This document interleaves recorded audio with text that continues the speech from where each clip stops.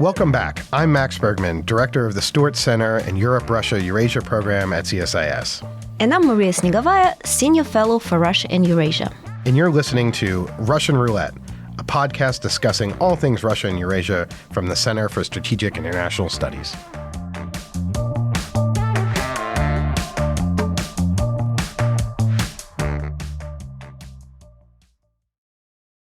Hello and welcome back to Russian Roulette. I'm Max Bergman. I'm solo hosting today while Maria is traveling, and today we're going to speak with our good friend Michael Kimmage for an Around the Horn episode on all things Russia and Ukraine. Michael is, of course, a longtime friend of the pod, but for those who need a refresher on his illustrious resume, Michael is a professor of history at the Catholic University of America, specializing in U.S.-Russia relations, and most recently served as the director of the unfortunately ill-fated Wilson Center.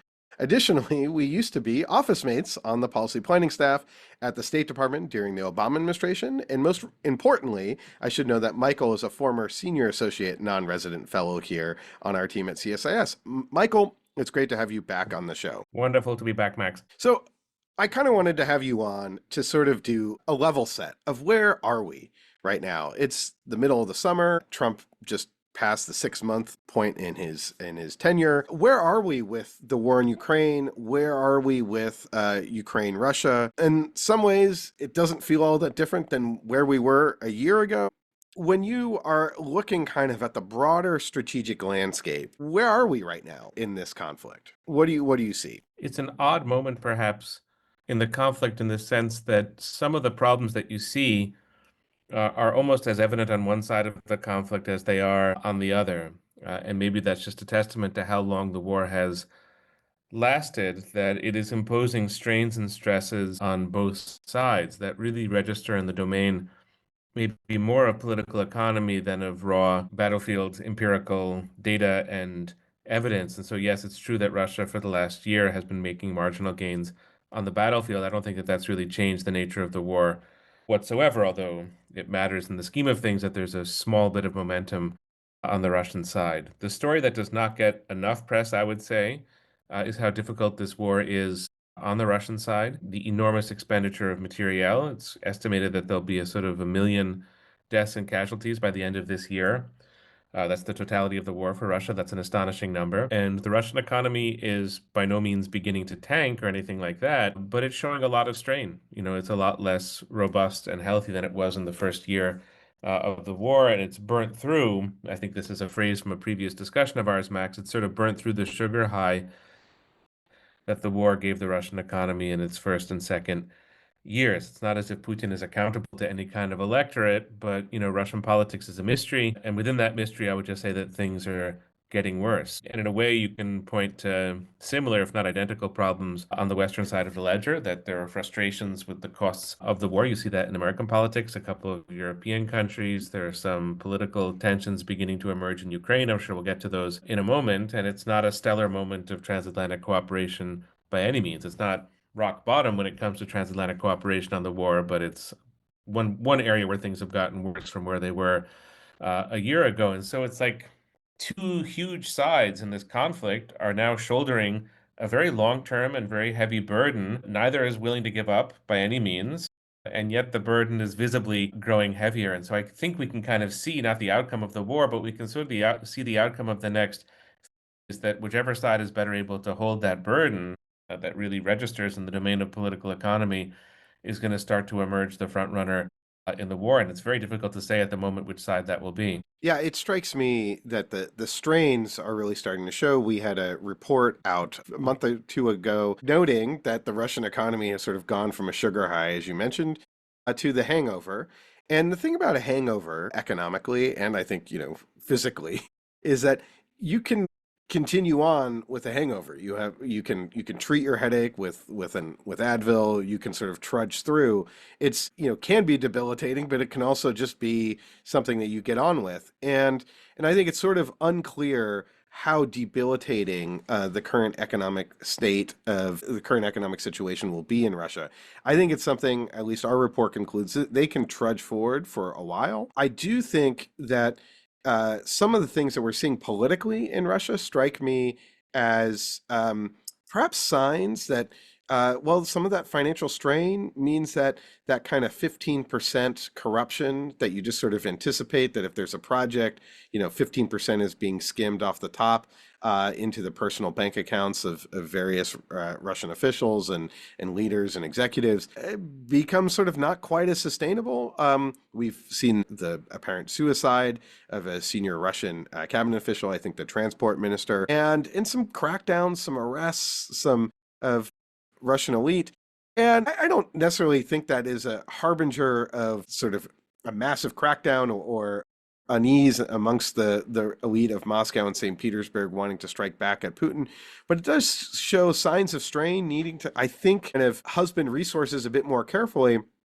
And and it does strike me that if, the war starts to impact Moscow and St. Petersburg, and we haven't really seen that yet, that could lead to some vulnerabilities. But I think what you see is something sustainable, right? That doesn't strike me as there are significant politics happening at all, really, in Russia, and that Putin, in some ways, is probably more immune to dissent than perhaps it seemed like he was in the beginning of the war. You recently had a piece out in Foreign Affairs, The Limits of Putin's Balancing Act, What the Kremlin Will Sacrifice in Pursuit of Victory in Ukraine, along with, it was you and Maria Littman. I was wondering if you could maybe outline what you think. Sorry, maybe you could outline the major thesis of that piece and what are the key takeaways. Of course, three parts to the piece, in essence. The first is that over the first roughly 3 years of the war, Putin achieved a kind of domestic political perfection in his terms, which is to say a society completely without dissent, seemingly entirely loyal to the Kremlin.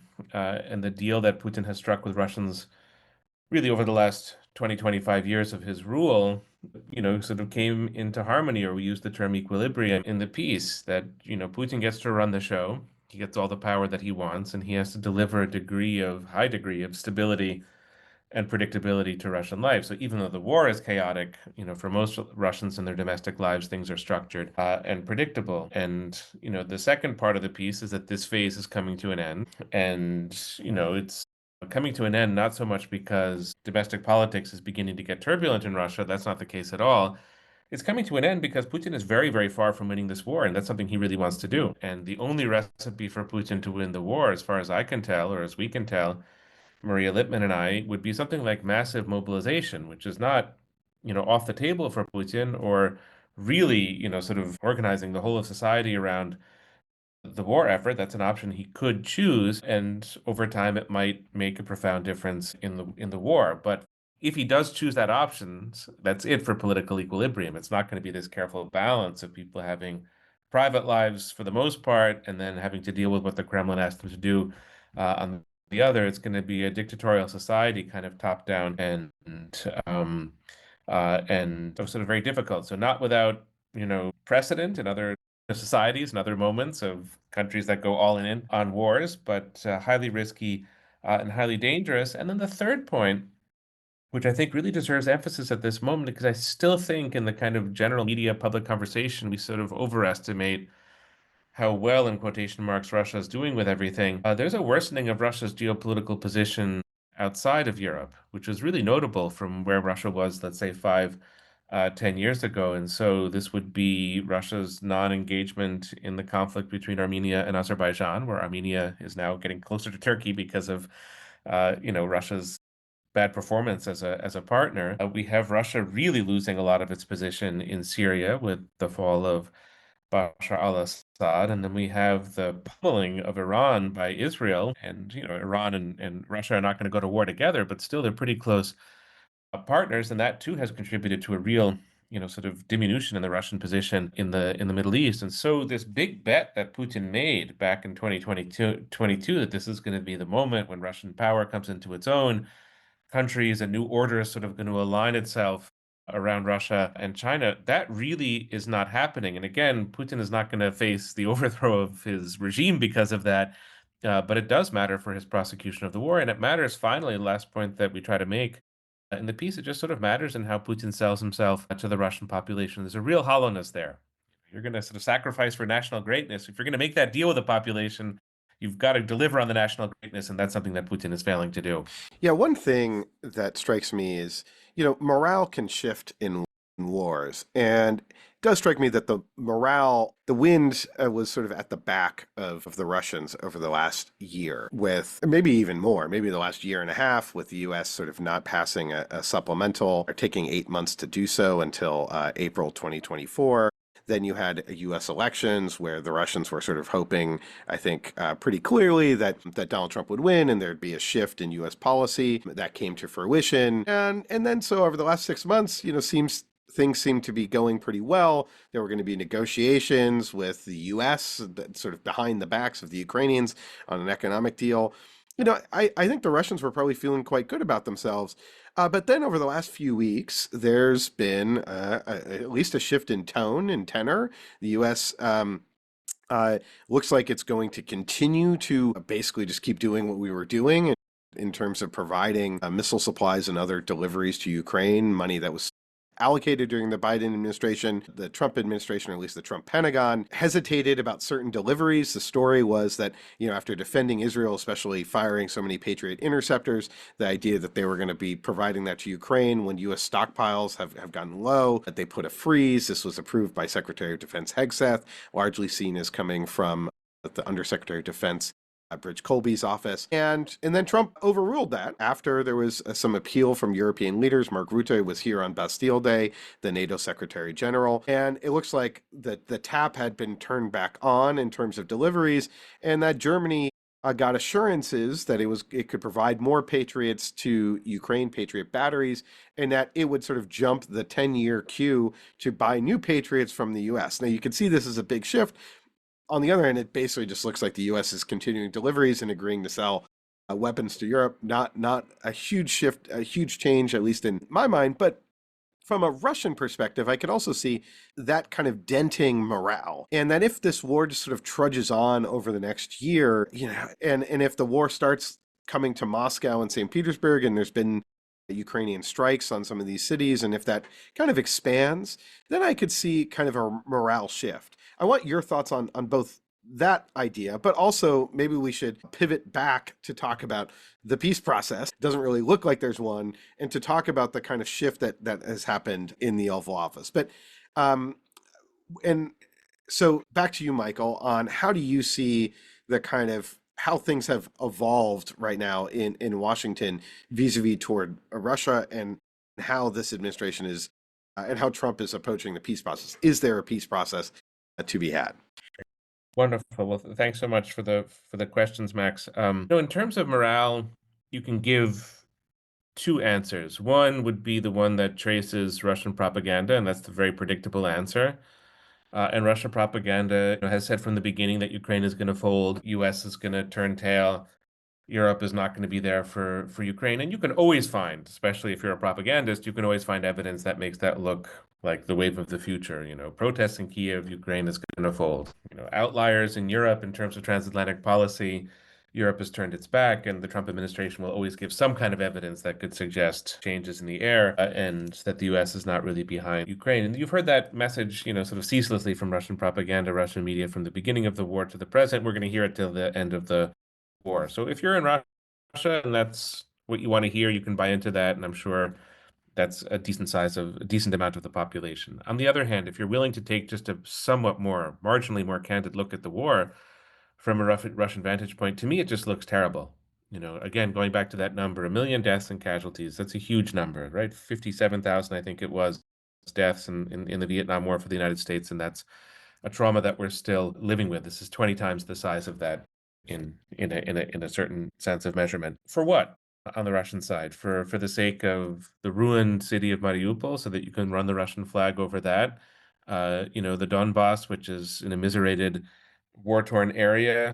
Crimea is maybe a little bit isolated from the war, but certainly not much. Grinding progress, if you can use that word. Russia's more or less complete isolation from the West, sort of humanly and economically, and for the sake of what? What does any of this deliver to the average Russian who's not a, sort of nationalist dreaming of the reconstitution of this or that historic empire? It delivers nothing but, so death and cost and isolation. Yes, Russia has global partners outside of the West. That's true. But again, if you're looking at the world outside the Kremlin, as a Russian business person, as a student, as a, tourist even, the world has gotten smaller and darker because of this war, and has delivered truly nothing to Russia in return. To me, that has to be significant for morale. So, propaganda is going to do battle with that sentiment, but it doesn't seem to me like it's at this point much of a fair fight that that sentiment is going to grow larger over time. And maybe just quickly to interject before pivoting to ask you again about the about Trump and Russia and the negotiations, it does, morale is important because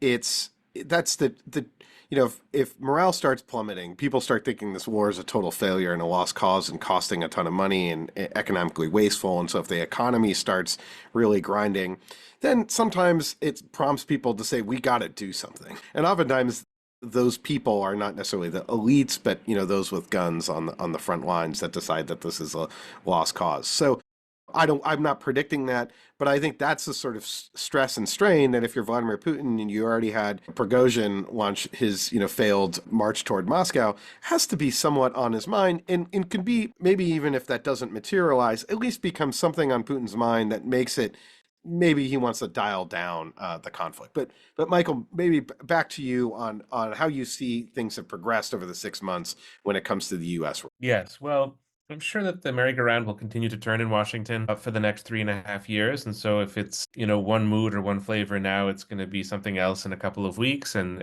we'll either go through cycles or go in circles or some sort of very wavy line. It's definitely not a straight line toward any discernible destination. And that's, the bottom line when it comes to Trump's foreign policy on tariffs in Europe and Canada and many, many other issues. So I'm always skeptical when I hear terms like transition point or inflection point when it comes to the Trump administration, because it's always the transition or inflection point that precedes, within a few hours or a few days, the next one.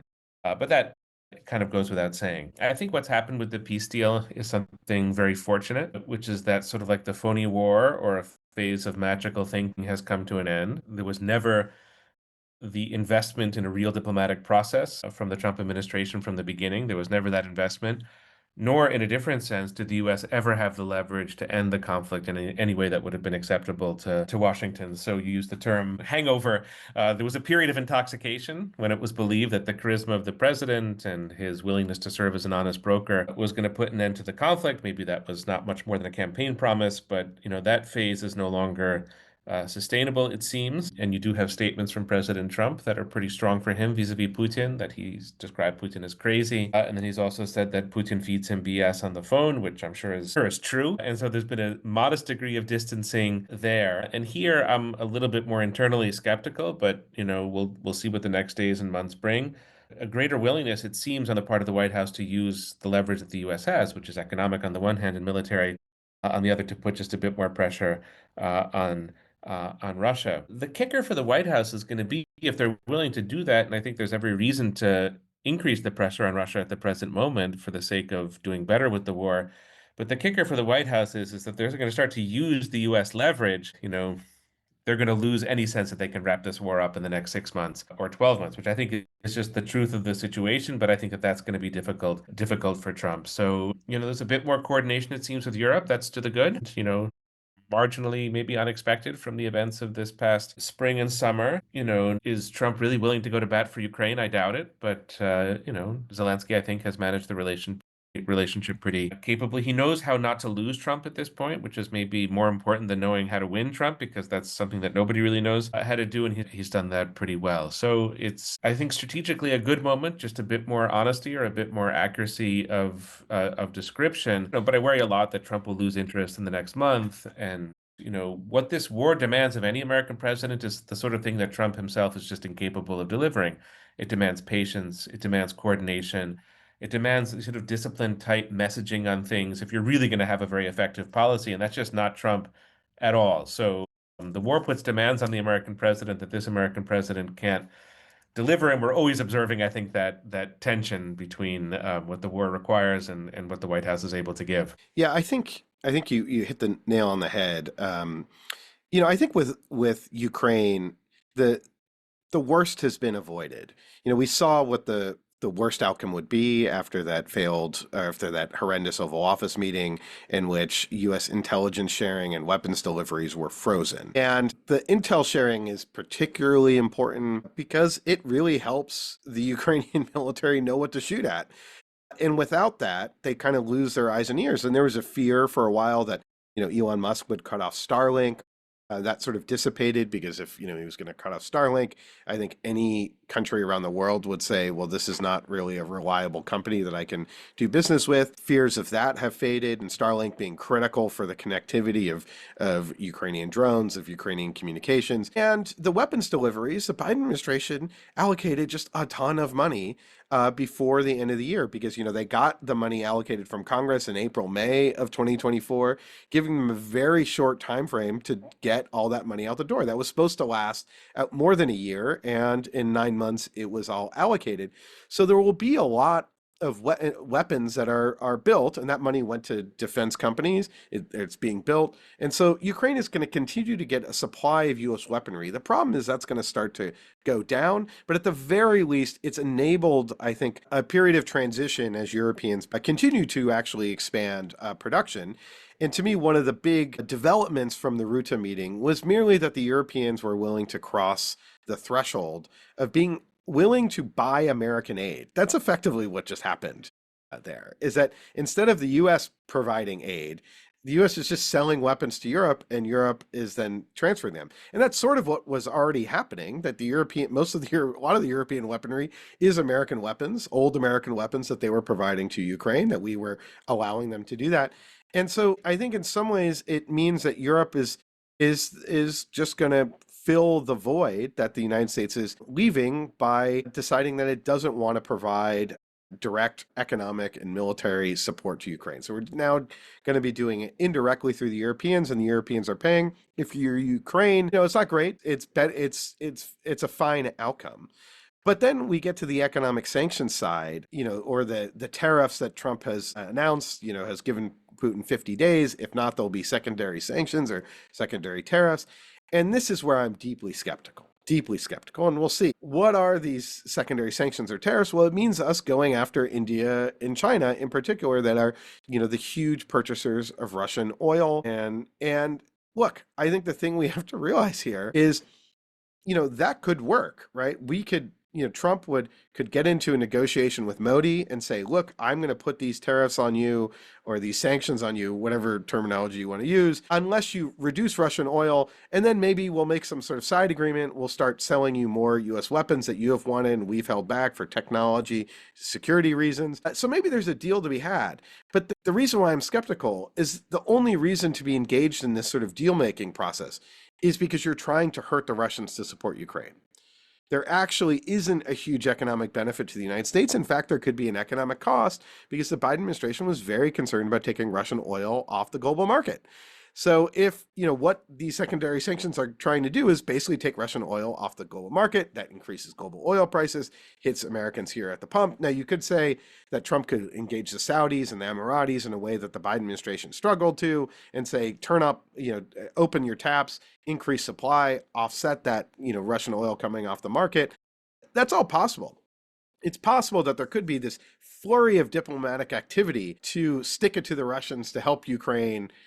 And that would be great, but sorry, I guess it's only been a week or so, but I'm not seeing any of this.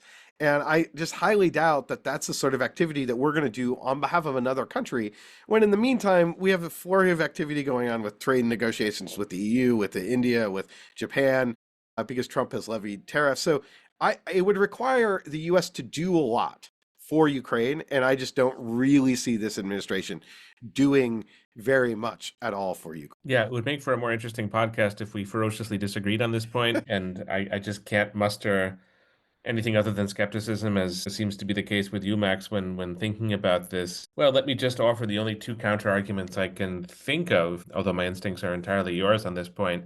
And by the way, I think when Trump sets an ultimatum or a deadline, that's almost a clue that he's not going to follow through.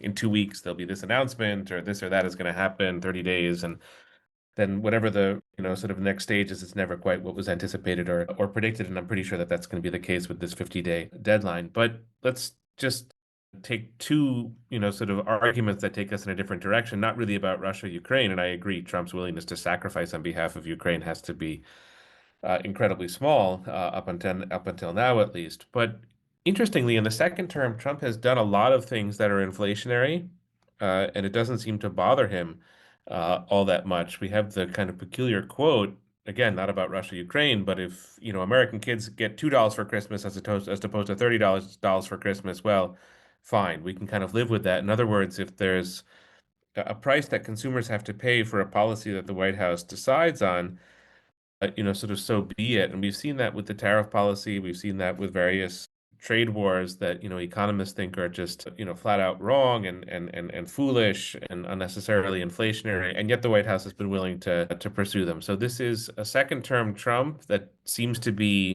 somehow less concerned or less afraid of inflation than maybe first term Trump or Trump when he's in the opposition or something else. So not inconceivable in general terms that Trump could choose policies that are inflationary if he sees some reason or logic to do so. And probably the reason or logic here is, again, just not my second point, but a point that comes to mind in this context. It's really Trump is, with many things, is driven by ego and vanity. And one of the stupid things Putin has done or Russian media has done in the last 6 weeks is to mock 6 months is to mock Trump and to treat him like a lightweight and a bit like a clown. And there you can maybe see some willingness to sacrifice and for the sake maybe not so much of saving Ukraine, but of annoying Putin and of annoying the Kremlin. So that's possible, and it's possible that he would accept a degree of inflationary risk to do so. The second point is that Trump seems to be willing to take risks. I'm not speaking here about inflation, but risks in the second term that, again, we're not quite there or quite there to that degree in the first term. So in the first term, we do have that episode where about 300 Russian soldiers, I think it was in 2018, Russian/Wagner soldiers, were taken care of by the U.S. military, a pretty big move on the part of the U.S. That was much discussed at the time, and Trump was willing to do it. Here we have the recent example of the bombing of nuclear facilities in Iran.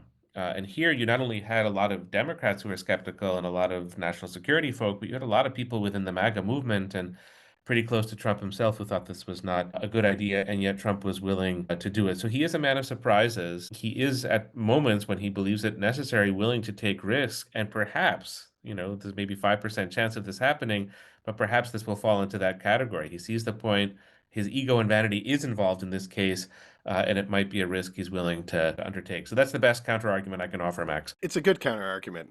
I don't find it super persuasive, but I think maybe Michael, maybe we'll shift, and I want you to put your policy planning hat on, and I think maybe we'll play a game of blue team, red team. And I think let's sort of take it as a baseline that the United States is not going to apply very much pressure to Russia, is going to continue to sell arms to Europe for Ukraine, is probably going to keep sanctions against Russia in place, just given the look of it. Let's just assume sort of America status quo, but our aid basically is fading over time. If you're you're policy planner, and you have to advise the Europeans and the Ukrainians sort of how to proceed. And I would then want us to play red team. What are we advising Putin to do in this situation?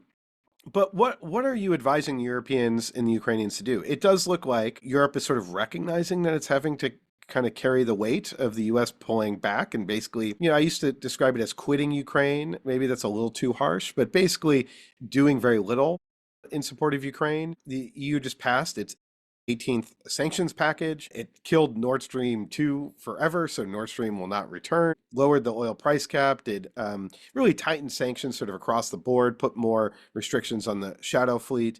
And we're seeing the Europeans really invest more in Ukraine. Part of, I think, what was important about the NATO defense spending commitment, although I've been quite critical of it. But one important part is that you can account your aid to Ukraine as part of your defense contributions. It makes a lot of sense. And so European countries incentivized to give more.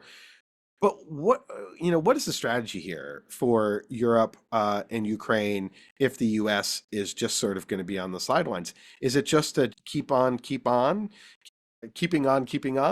just to keep going and supporting Ukraine? What do you think the plan needs to be in Europe and in Kyiv right now? Yeah, it's a great question, Max, and it's a really hard one. to answer because the unspectacular and truest answer is implicit to your question. It is to keep on keeping on, simply because the costs of losing, obviously for Ukraine, but also for Europe, are too high for Europe to change gears because of the tepid attitude toward this war in Washington, barring some massive sea change, which I agree is unlikely from the Trump administration. It seems to me like Europe in particular could emphasize 2 points, and this is not anything that hasn't been proposed or anything that would be unfamiliar to a European leader, but in terms of emphasis, maybe that's where something strategic could be accomplished. And the first is to really think through the practicalities of the war, and in particular, the issue of air defenses for Ukraine. What is it that will make Ukrainian cities safe and secure in the future to the greatest possible extent? How can Europe become the provider of those goods and services? And, of course, in tandem with Ukraine. But there's this agonizing dynamic to the war, I find, when I look back over the last 3.5 years. Let's just take the German case, lots of discussion of the Taurus missiles and of sophisticated advanced weapon systems, and that's a discussion that should be taking place. And you can see that Merz is trying to push forward in some of those areas, but then there are ways that Europe just lags on some of the simple aspects of the war, ammunition and artillery shells and these kinds of things. And there's just regular reporting from the front that Ukrainian soldiers are not suffering a crisis of morale. They're very willing to fight. They're willing to carry on. Their morale is good, but they still need a lot of practical stuff. And so, that is just very important for European leaders to focus on, to do the hard work that's involved in whatever production issues are there, and not to get beguiled too much by the sophisticated stuff, or not at the expense of really honing in on the practicalities. And Europe continues to do less than it should, according to its interests and priorities, I would say. The second point, again, has been much discussed in the context of the war, but in terms of emphasis, I will bring it forward, and this is to enhance as much as possible the remarkable creativity of the Ukrainian defense industrial complex, whether that's on Ukrainian territory or elsewhere, and to enable the conditions that provide innovation.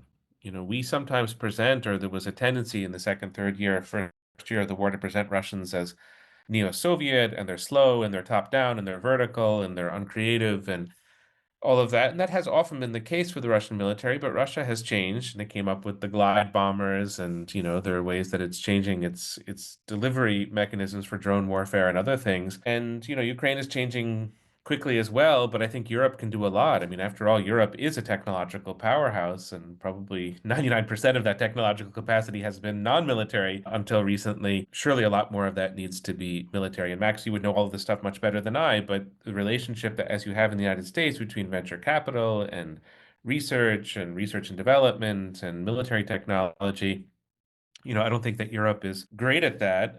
And Europe has been slow to improve over the last 3.5 years. But that's really, I think, where European politicians and Germany is the most important example. But that's where European politicians have to succeed and have to flourish in the next couple of years, because it may well be the case that you could have a breakthrough in advanced artificial intelligence in the United States, and the Trump administration might not be willing to share that with the Ukrainians, and might have other sort of directions and priorities. And so Europe needs to innovate as profoundly as it can. And that is in part a political question about how you sort of deal with the regulations, how you deal with the allocation of resources, et cetera. So the practicalities on the one hand and innovation on the other. None of that is a huge strategic rethink of the war, but it's the kind of stuff that you need to make progress. Yeah, I think I totally agree. And I think for Europe, this is sort of a case of they've done a lot, right? There's been huge advances.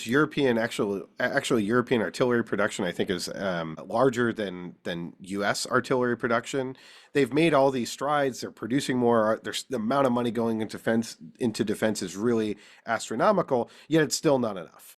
It's not integrated or coordinated enough. They don't have certain things that the Ukrainians really need, such as HIMARS systems and ATACMS and things like that. And so there are real deficiencies, and that I think is why buying from the U.S. and certain products is going to be essential. But Patriot is Patriot missile is sort of the perfect example.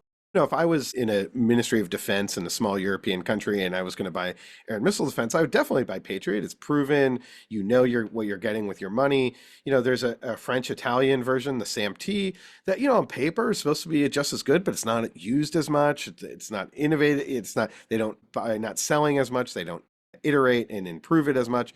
So I'm not going to buy that. But what that means is collectively for Europe, that's a real problem. It means they haven't built out their air defense production because they've been buying America. And meanwhile, everyone's trying to buy Patriots around the world.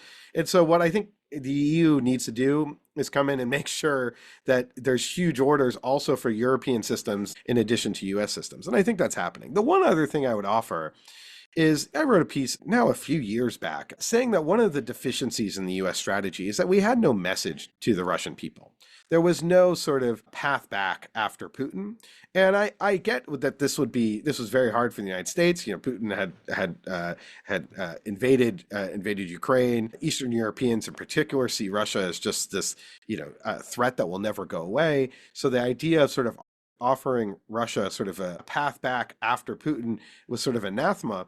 But the reason to do this is to sort of say, hey, there's an alternative here, that you all actually are European Russians. You want to be part of Europe. And it's really Putin getting in the way. And this war has really hurt that. And so, if Putin goes away, though, and if this war were to end, there is an opportunity, there is a light at the end of the tunnel that could lead to an improvement of Russian-European relations. And I think that would be something I would also suggest European leaders throw out. At the same time, they're putting massive money into rearmament. Offering that sort of fig leaf, I think, could be important from a morale perspective, or to undercut morale, make Putin a little paranoid, maybe entice some of the Russian elite that there is an alternative to just engaging in this endless war. But with that, I want to pivot, Michael, to what are you telling Putin? You're, on the policy planning team there. I mean, it's less so what is your advice to Putin, but it's more of what are the strategies that he is getting, what is he thinking about with this war? Is it that he is still trying to pursue his maximalist aims of taking Kyiv? Or is it just that he just sort of sees it as, I'm going to give this another try. We'll try to break through, make more progress. But if not, then this war is just never going to end, because if it ends, then Ukraine can join the European Union, potentially even NATO. So maybe it's just in his interests to have this war go on forever, and maybe he dials down the intensity of combat if it becomes clear that he can't actually sort of break through. I don't know. What is your take of the kind of grand strategy that is coming out of Moscow right It's a tricky strategic question to contemplate on the Russian side, because you cannot disentangle it from the personal political position of Vladimir Putin. And Putin is not going to compromise that position. That's very clear. And he has immense power within Russia to do largely what he wants. And his ego, his very presidency, all of it is invested in the outcome of the war. And the one thing Putin, just inferring from his character, the one thing that he can't afford is to be seen as a loser, or to be seen as having made a mistake.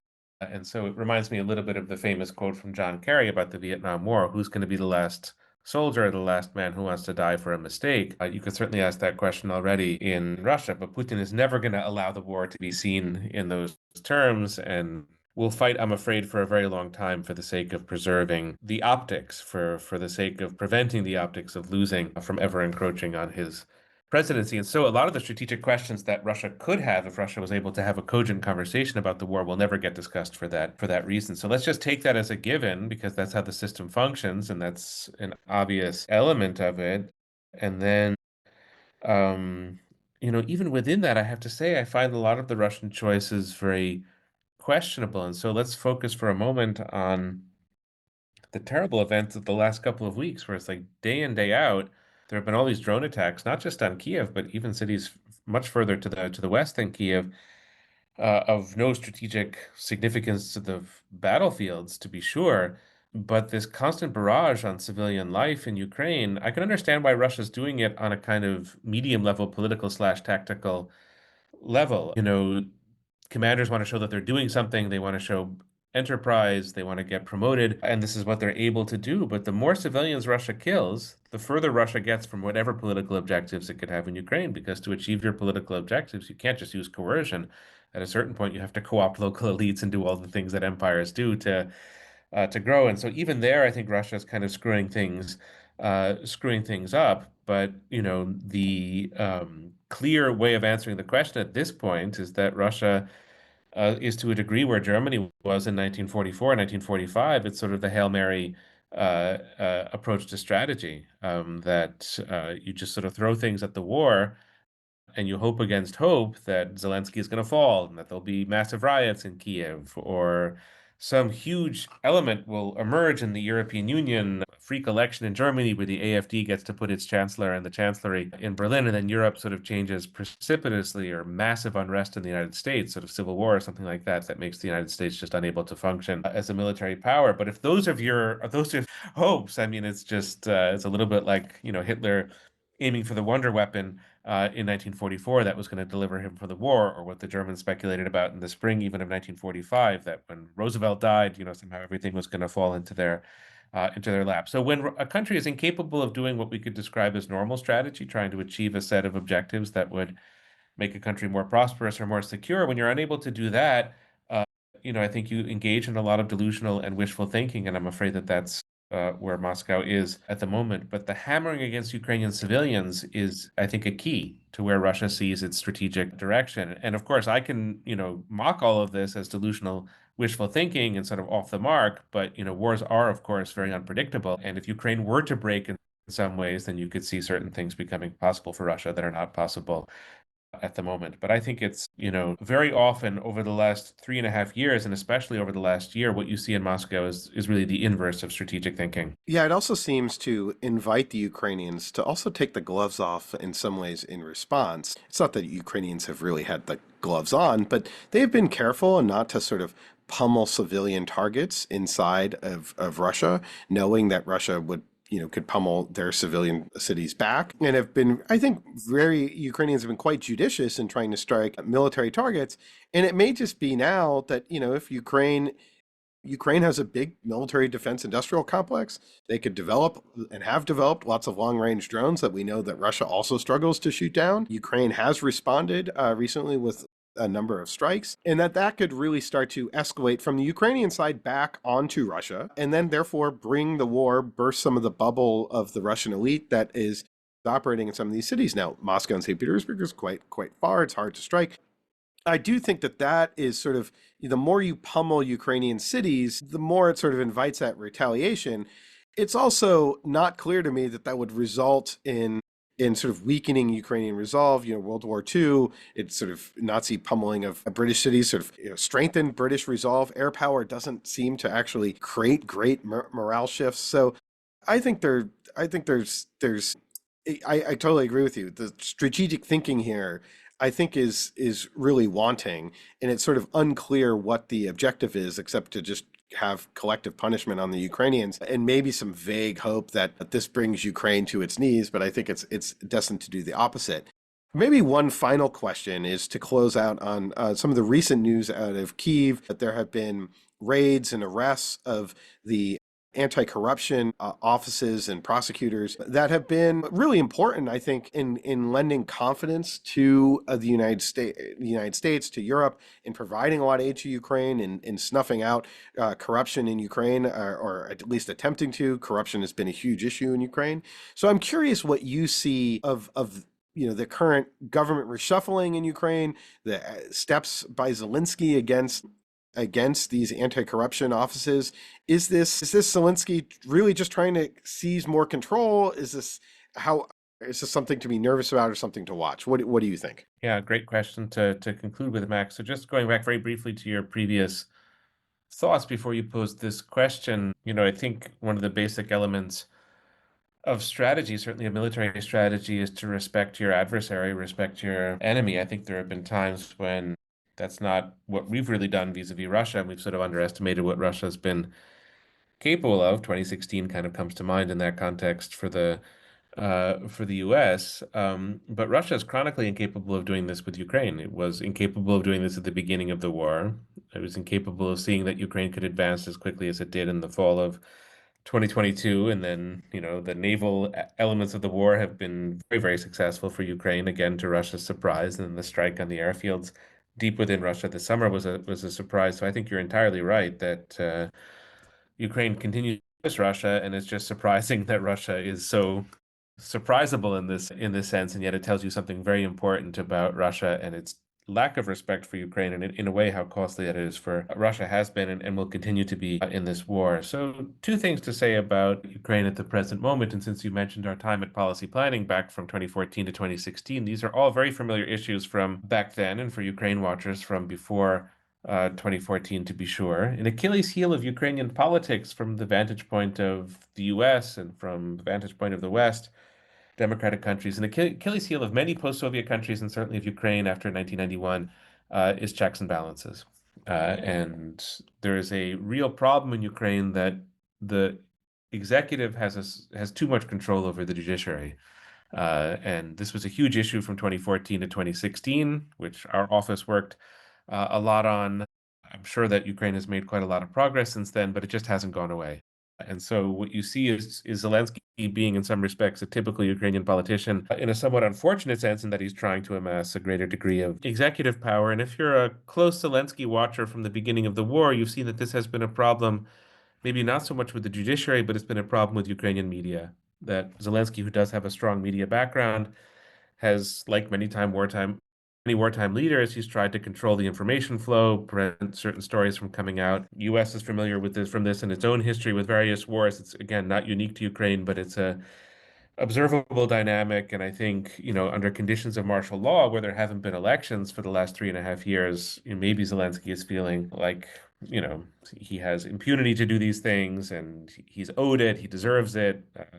He's the great wartime leader and he's sort of unstoppable. And so, I'm glad that there are protests. I'm glad that the international community, those countries that are supporting Ukraine, are speaking out about this. The EU, other sources. I doubt that the Trump administration is going to jump on this issue, but sort of backers of Ukraine are speaking out, and that's to the good. But the second point I would make, and I hope that this is not blasé, too much taking Zelensky off the hook. I don't think that Zelensky is a classic authoritarian personality. I think if he were, we would have seen that sooner. He does wear a kind of military garb. And so, there are things to be concerned about there from the perspective of democracy and maintaining democracy. And Ukraine is not great when it comes to the institutional, constitutional underpinnings of democracy, but Ukraine is very pluralistic and I think has remained so during the war, strong civil society, etc. Everybody knows this about Ukraine, and Zelensky may find himself on the receiving end of that pluralism and of that civil society because of these very questionable moves in the last couple of days. But I think he will move through this, and I think, and this is the final point that I would make, that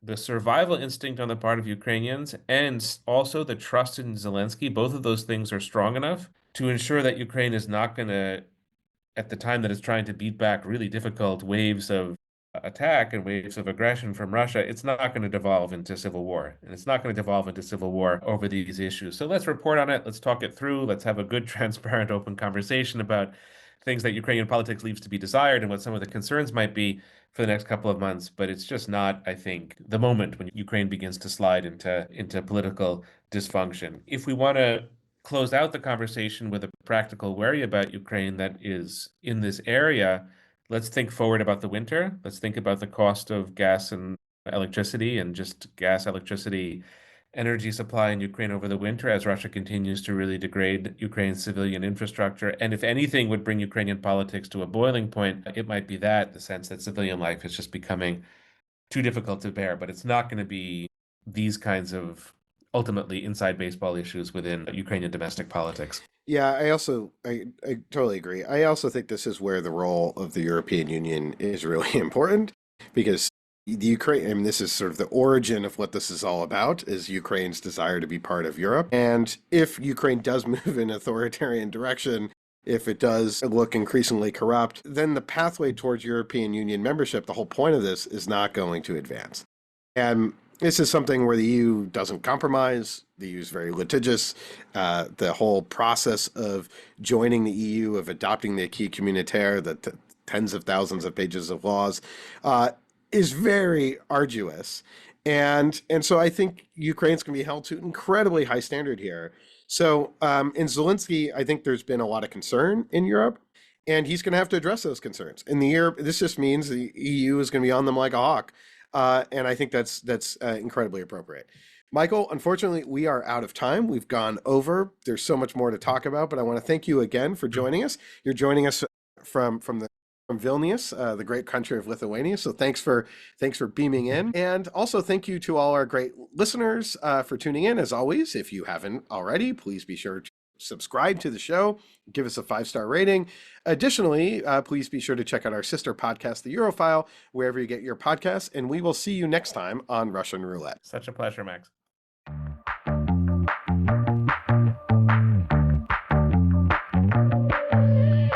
You've been listening to Russian Roulette. We hope you enjoyed this episode and tune in again soon. Russian Roulette releases new episodes every 2 weeks on Thursdays and is available wherever you get your podcasts. So please subscribe and share our episodes online. And be sure to check out all the latest analysis by the Europe, Russia, and Eurasia program at csis.org.